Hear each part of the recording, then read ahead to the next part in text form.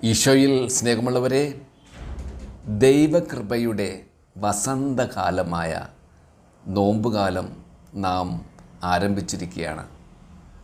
നമ്മുടെ കർത്താവായ ഈശോ മിശിഹായുടെ പീഡാസകന മരണ ഉത്ഥാന രഹസ്യങ്ങളെ ഭക്തിപൂർവ്വം ആചരിക്കുവാൻ ഒരുങ്ങുന്ന ദിവസങ്ങൾ.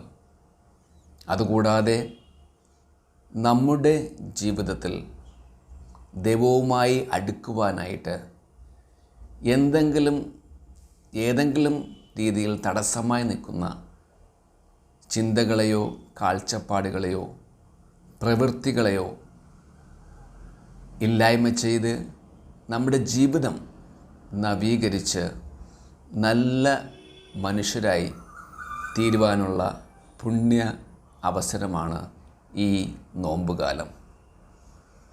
ഹെബ്രായർക്ക് എഴുതിയ ലേഖനം 4-ാം അധ്യായം 12-ാം വാക്യത്തിൽ നാം ഇങ്ങനെ ധ്യാനിക്കുന്നു: ദൈവത്തിൻ്റെ വചനം സജീവവും ഊർജ്ജസ്വലവുമാണ്, ഇരുതള വാളിനേക്കാൾ മൂർച്ചയേറിയതും ചേതനയിലും ആത്മാവിലും സന്ധിബന്ധങ്ങളിലും മജ്ജയിലും തുളച്ചു കയറി ഹൃദയത്തിൻ്റെ വിചാരങ്ങളെയും നിയോഗങ്ങളെയും വിവേചിക്കുന്നതുമാണ്.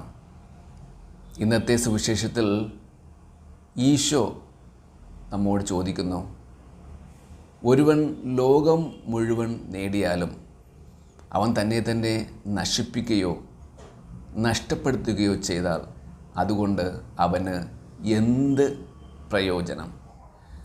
ബാബിലോണയിൽ വച്ചു നടന്ന യുദ്ധത്തിൽ ഇഗ്നേഷ്യസ് ലയോളയ്ക്ക് മാരകമായി കാലിൽ പരിക്കേറ്റു. അദ്ദേഹം ഹോസ്പിറ്റലിൽ ആയിരിക്കുമ്പോൾ വായിക്കുവാനായിട്ട് പുസ്തകങ്ങൾ ആവശ്യപ്പെട്ടു. അദ്ദേഹത്തിന് 2 പുസ്തകങ്ങൾ കിട്ടി. ഒന്ന് നമ്മുടെ കർത്താവിൻ്റെ ജീവചരിത്രവും രണ്ടാമത്തേത് വിശുദ്ധന്മാരുടെ ജീവചരിത്രവും. ഈ 2 പുസ്തകങ്ങളും ഇഗ്നേഷ്യസ് ലയോളയുടെ ചിന്തകളെയും കാഴ്ചപ്പാടുകളെയും തകിടം മറിച്ചു. അദ്ദേഹം ഈ പുസ്തകങ്ങൾ വായിച്ചതിന് ശേഷം ഒരു നല്ല മനുഷ്യനായി ജീവിക്കുവാൻ തീരുമാനിച്ചു. ആർക്കും തടുക്കുവാൻ പറ്റാത്ത വിധം അദ്ദേഹം ദൈവസ്നേഹത്താൽ നിറഞ്ഞു. വിശുദ്ധന്മാരുടെ ജീവചരിത്രം വായിച്ചതിന് ശേഷം ഇഗ്നേഷ്യസ് തന്നോട് തന്നെ ചോദിച്ചു, വിശുദ്ധർ ഭൂമിയിലായിരുന്നപ്പോൾ എത്രയേറെ നല്ല കാര്യങ്ങളാണ് സുവിശേഷ മൂല്യങ്ങൾക്കായി ദൈവരാജ്യത്തിനായി ചെയ്തു. അവർക്ക് ഇങ്ങനെ ചെയ്യാമെങ്കിൽ എന്തുകൊണ്ട് എനിക്ക് ചെയ്തുകൂടാ? വേറൊരു വിധത്തിൽ പറഞ്ഞാൽ, അവർക്ക് വിശുദ്ധരാകാമെങ്കിൽ എന്തുകൊണ്ട് എനിക്ക് വിശുദ്ധൻ ആയിക്കൂടാ? അങ്ങനെ ഇഗ്നേഷ്യസ് ലയോള വിശുദ്ധ ഇഗ്നേഷ്യസ് ലയോളയായി മാറി. ദൈവവചനം വിശുദ്ധ ഇഗ്നേഷ്യസ് ലയോളയിൽ ശക്തമായും സജീവമായും പ്രവർത്തിച്ചു. ദൈവരാജ്യത്തിൽ കൂടുതൽ പേരെ അംഗങ്ങളാക്കാൻ അദ്ദേഹം തീക്ഷ്ണമായി പ്രവർത്തിച്ചു. ഫ്രാൻസിസ് സേവ്യറിനെ കണ്ടുമുട്ടിയപ്പോൾ ഇഗ്നേഷ്യസ് ലയോള കർത്താവ് പറഞ്ഞ അതേ വാക്യങ്ങൾ ഫ്രാൻസിസിന് നേരെ ഉരുവിട്ടു. അദ്ദേഹം പറഞ്ഞു, സേവ്യറെ, നീ ലോകം മുഴുവൻ നേടിയാലും നിന്നെ തന്നെ നഷ്ടപ്പെടുത്തിയാൽ, നശിപ്പിച്ചാൽ നിനക്ക് എന്ത് പ്രയോജനം?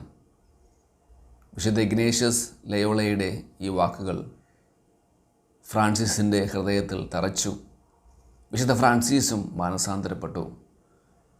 ദൈവരാജ്യത്തിനു വേണ്ടി, സുവിശേഷ മൂല്യങ്ങൾക്ക് വേണ്ടി അദ്ദേഹവും ശക്തനായ ഒരു പടയാളിയായി മാറി.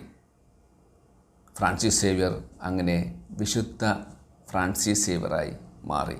ഈ നോമ്പുകാലത്തിൻ്റെ ആരംഭത്തിൽ നമുക്ക് വെളിപാടിൻ്റെ പുസ്തകം 3-ാം അധ്യായം 20-ാം വാക്യം ധ്യാനിക്കാം. ഇവിടെ ഈശോ പറയുന്നു, ഞാൻ ഇതാ വാതിലിൽ മുട്ടുന്നു.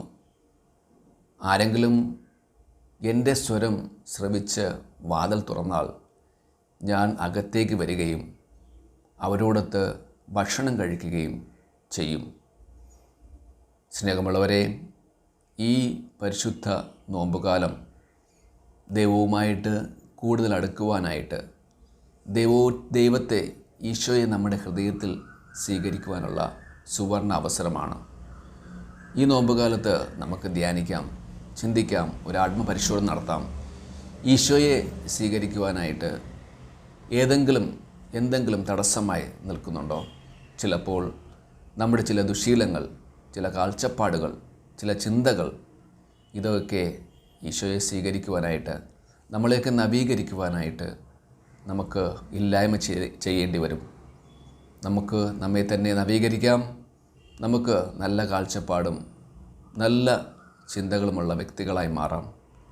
എല്ലാറ്റിനും ഉപരിയായിട്ട് ദൈവവുമായിട്ട് കൂടുതൽ അടുക്കുവാനുള്ള, ദൈവവുമായിട്ട് കൂടുതൽ ആയിരിക്കുവാനുള്ള അവസരമാക്കി ഈ നോമ്പുകാലം നമുക്ക് മാറ്റാം. ദൈവം നമ്മെ എല്ലാവരെയും അനുഗ്രഹിക്കട്ടെ.